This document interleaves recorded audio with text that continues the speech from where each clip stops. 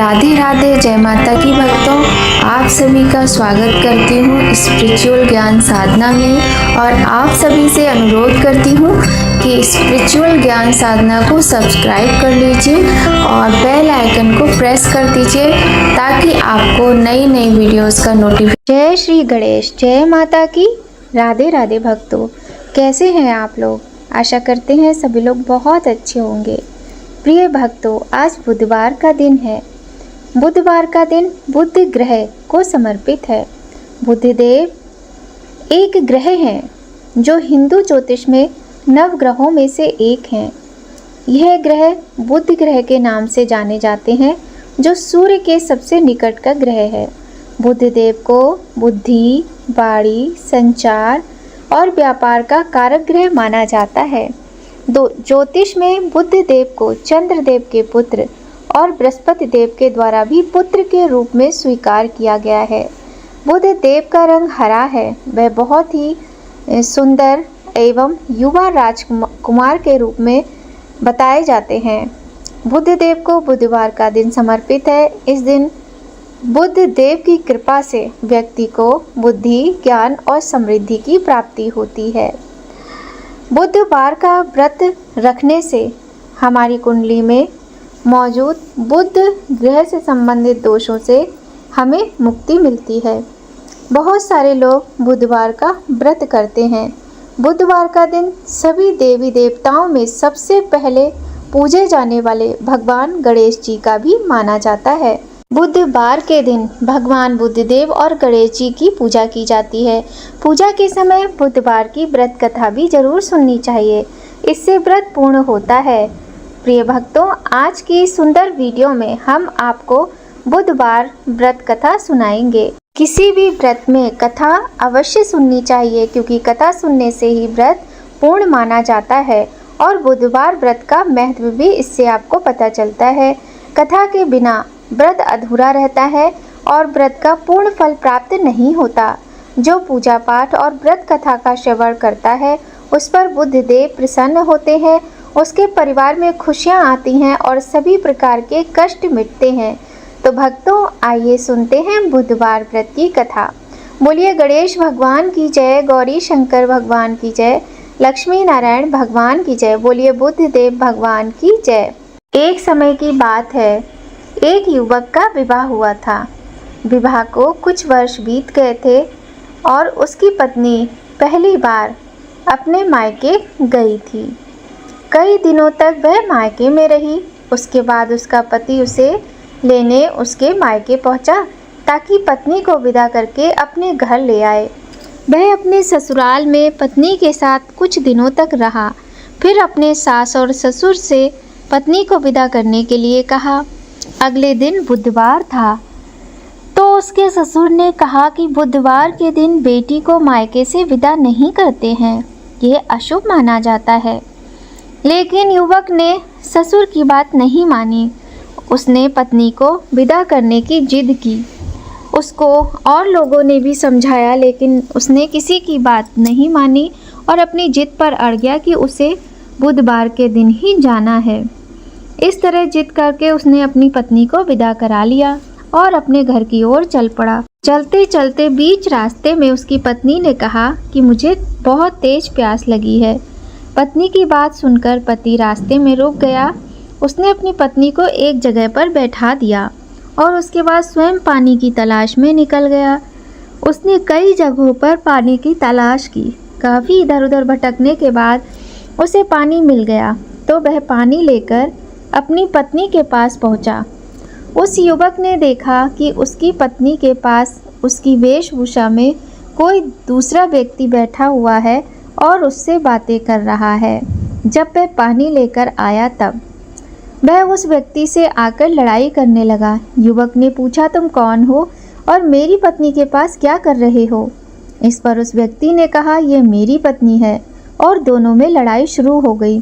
दोनों को लड़ते हुए देखकर कुछ सिपाही वहां पर आ गए। उन्होंने दोनों युवकों को शांत कराया और विवाद का कारण पूछा। मामला जानने के बाद उन्होंने महिला से पूछा कि तुम्हारा पति कौन है? यह बात सुनकर महिला भी हैरान हो गई थी। उसके मन में भी यही सवाल था कि उसका असली पति है कौन। वह दुविधा में पड़ गई कि ये दोनों युवक तो एक ही जैसे लग रहे हैं। उस महिला का जो वास्तविक पति था वह इन सब से परेशान होकर अपने मन में सोचने लगा कि हे भगवान, ये आपकी कैसी लीला है। तभी आकाशवाणी हुई कि बुधवार के दिन पत्नी को विदा कराकर ससुराल नहीं ले जाना चाहिए था। तुमने अपने सास और ससुर की बात नहीं मानी। ये सब भगवान बुद्ध देव के प्रकोप के कारण हो रहा है। इस आकाशवाणी को सुनकर युवक डर गया। उसने भगवान बुद्ध देव से क्षमा याचना की। भगवान बुद्ध देव जी, आप मुझे क्षमा कर दें, बड़ी गलती कर दी है। अब आगे से मैं ऐसी गलती नहीं करूँगा। भविष्य में बुधवार को यात्रा नहीं करूँगा और बुधवार व्रत रखकर आपका पूजन करूँगा। उस युवक की प्रार्थना से बुद्धदेव प्रसन्न हो गए और उसे क्षमा कर दिया। इसी दौरान एक चमत्कार हुआ कि वह व्यक्ति गायब हो गया जो उस युवक की पत्नी को अपनी पत्नी बता रहा था। इस चमत्कार को देखकर सभी हैरान रह गए। इससे ये प्रमाणित हो गया कि उस महिला का पति वह युवक ही है। सिपाहियों ने दोनों को सम्मानपूर्वक वहां से विदा किया। दोनों पति पत्नी अपने घर आ गए और प्रत्येक बुधवार का व्रत नियम पूर्वक करने लगे। बुद्ध देव की कृपा से उन दोनों के जीवन में खुशियां आने लगी। उनके जीवन के कष्ट दूर होने लगे। जो महिला और पुरुष नियम से बुधवार का व्रत करते हैं, बुधवार व्रत कथा का श्रवण करते हैं, उनके सभी कष्ट मिट जाते हैं और घर में खुशहाली आती है। बुधवार को गणेश जी का जन्म हुआ था, तो बुद्ध देव ने यह वार उनको समर्पित कर दिया, जिससे बुधवार को बुद्ध देव के साथ गणेश जी की पूजा की जाती है। और वैसे भी गणेश जी प्रथम पूज्य हैं। बिना गणेश जी की पूजा के कोई भी पूजा संपन्न होती ही नहीं है, प्रारंभ भी नहीं होती है। तो गणेश जी की पूजा इस दिन अवश्य करनी चाहिए। आइए भक्तों, अब सुनते हैं बुधवार व्रत की दूसरी कथा। बोलिए गणेश भगवान की जय। पौराणिक कथा के अनुसार एक बुढ़िया माई रोज मिट्टी के गणेश जी की पूजा करती थी, लेकिन वो रोज मिट्टी के गणेश जी की प्रतिमा बनाती थी और वो रोज गल जाते थे। उसके घर के सामने एक बार किसी सेठ जी का घर बन रहा था। बुढ़िया माई ने मकान बनाने वाले कारीगर से कहा, भाई मेरे मिट्टी के बनाए गणेश जी रोज गल जाते हैं, आप मुझे पूजा के लिए पत्थर से गणेश जी बना दो, आपकी बड़ी कृपा होगी। मकान बनाने वाला कारीगर बोला, माई जितनी देर में हम तुम्हारे लिए गणेश जी बनाएंगे उतनी देर में हम दीवार पूरी कर देंगे। बुढ़िया ये सुनकर दुखी मन से वापस अपने घर आ गई। दीवार पूरी करते करते शाम हो गई, लेकिन उनकी दीवार ही पूरी नहीं हो रही थी। कारीगर जितनी बार दीवार बनाए उतनी बार वो टेढ़ी हो जाए। शाम को सेठ जी आए तो उन्होंने कहा, आज कुछ काम नहीं किया। तब मकान बनाने वाला एक कारीगर सेठ जी के पास गया और उसने सारी बात सेठ जी को बताई कि कैसे आज क्या क्या हुआ। तब सेठ जी ने कहा, ठीक है, तुम्हें ऐसा नहीं करना चाहिए था। और यह कहकर वह बुढ़िया माई के घर गए और उनसे कहा कि माई तुम हमारी दीवार सीधी कर दो, हम तुम्हें एक सोने के गणेश जी बनवा कर देंगे। इस पर बुढ़िया माई बड़ी प्रसन्न हो गई। गणेश जी ने यह सुनते ही सेठ जी की दीवार सीधी कर दी। सेठ जी ने बुढ़िया को सोने के गणेश जी बनवा कर दे दिए। हे विनायक जी महाराज, जैसे आपने सेठ जी की दीवार सीधी करी वैसे ही हमारे भी सभी कार्य सीधे करना। बोलिए गणेश भगवान की जय। एक बहुत गरीब अंधी बूढ़ी माई थी। उनका एक छोटा सा परिवार था जिसमें उनका बेटा और बहू थी। बूढ़ी माई श्री भगवान गणेश जी की पूजा करती थी। वह बड़ी ही श्रद्धा और भक्ति के साथ गणेश जी का पूजन करती थी।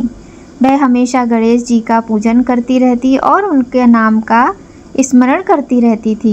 एक दिन गणेश जी ने सोचा, क्यों ना मैं इस बुढ़िया के पास चलूं, और उसकी भक्ति से गणेश जी बड़े ही प्रसन्न थे। ऐसा सोचकर वह अपने भक्त के पास चल दिए और भगवान ने उस बुढ़िया माई से कहा, बुढ़िया माई मैं तेरी भक्ति से बहुत प्रसन्न हूँ, कुछ मांग ले। तब वह बुढ़िया माई बोली कि मुझे तो मांगना ही नहीं आता। तो गणेश जी बोले कि कोई बात नहीं, मैं कल फिर आऊँगा, तू अपनी बहू और बेटे से पूछकर मांग लेना। ऐसा कहकर गणेश जी चले गए। तो वह बुढ़िया माई सोचने लगी। रात भर सोचती रही कि मैं बेटे बहू से पूछूं, वो क्या बताएंगे। ऐसा करते करते पूरी रात निकल गई।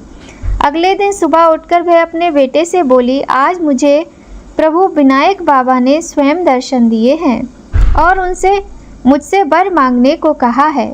मुझे तो पता ही नहीं कि क्या मांगना चाहिए। तुम दोनों ही कुछ सोच समझकर बताओ क्या मांगूं। वे फिर कल दोबारा आएंगे। बेटे ने कहा कि माँ धन दौलत मांग ले। और फिर अपनी बहू से पूछा तो वह बोली कि सासू जी, हमारी शादी को बहुत समय हो गया, आपको पोता चाहिए तो क्यों ना आप पोता ही मांग लो। तो बुढ़िया माई ने सोचा कि यह दोनों तो अपने मतलब की चीज़ मांग रहे हैं, सो मेरी प्यारी सहेली से जाकर पूछती हूँ कि मैं क्या मांगूँ। ऐसा सोचकर वह अपनी पड़ोसन के पास गई और उसने कहा, विनायक जी ने कहा है कि कुछ मांग ले। मैंने बेटे से पूछा तो बेटा कहता है धन मांग, बहू से कहा तो कहती पोता मांग। तब पड़ोसन बोली, ना तू धन मांग ना पोता मांग, तू थोड़े दिन तो जिएगी, सो अपनी आंखें मांग ले। तो उसने पड़ोसन की बात भी नहीं मानी। सरल सी बुढ़िया माई घर पर जाकर सोचने लगी कि ऐसा क्या वरदान लिया जाए कि बेटा बहू प्रसन्न हो जाएं और मेरे मतलब की बात भी हो जाए। अगले दिन गणेश जी आए और बोले, बुढ़िया माई आज कुछ मांग ले।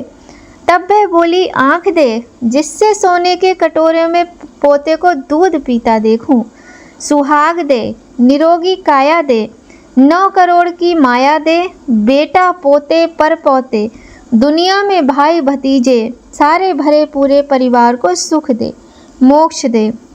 तब गणेश जी बोले कि हे बुढ़िया माई, तूने तो मुझे ठग लिया, तूने तो सब कुछ मांग लिया। और मुस्कुराते हुए बोले कि जैसा तुमने कहा सब वैसा ही होगा। ये कहकर गणेश जी अंतर ध्यान हो गए। बुढ़िया माई ने उसी प्रकार सुख भोगा। बुढ़िया माई के कहे अनुसार गणेश जी ने बुढ़िया माई को सब कुछ दिया। हे गणेश जी महाराज, जैसे आपने बुढ़िया माई के दिन फेरे वैसे ही सबके फेरना, जैसे बुढ़िया माई को सुख दिया वैसा सबको देना, सबकी मनोकामना पूर्ण करना। बोलिए गणेश भगवान की जय। आइए भक्तों, अब करते हैं भगवान श्री गणेश की बड़ी ही सुंदर स्तुति। गाइए गणपति जगवंदन, शंकर सुवन भवानी के नंदन। गाइए गणपति जगवंदन, शंकर सुवन भवानी के नंदन। सिद्धि सदन गज बदन विनायक, कृपा सिंधु सुंदर सब लायक। गाइए गणपति जगवंदन, शंकर सुवन भवानी के नंदन। मोदक प्रिय मुद मंगल दाता, विद्या वारिधि बुद्धि विधाता। गाइए गणपति जगवंदन, शंकर सुवन भवानी के नंदन। मांगत तुलसीदास कर जोरे, बसहि राम सिय मानस मोरे। गाइए गणपति जगवंदन, शंकर सुवन भवानी के नंदन। गाइए गणपति जगवंदन, शंकर सुवन भवानी के नंदन। बोलिए गणेश भगवान की जय। प्रिय भक्तों, आज बहुत ही सुंदर बुधवार के दिन हमने बड़ी ही सुंदर भगवान श्री गणेश और भगवान बुद्ध देव की कथाएं सुनी। आज की वीडियो यदि आपको थोड़ी भी अच्छी लगी हो तो वीडियो को लाइक कीजिएगा।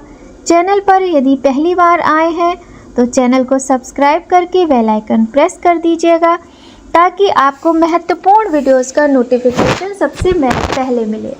तो भक्तों, आप सभी पर भगवान श्री गणेश और भगवान बुद्ध देव की कृपा सदा बनी रहे। जय माता की भक्तों, राधे राधे।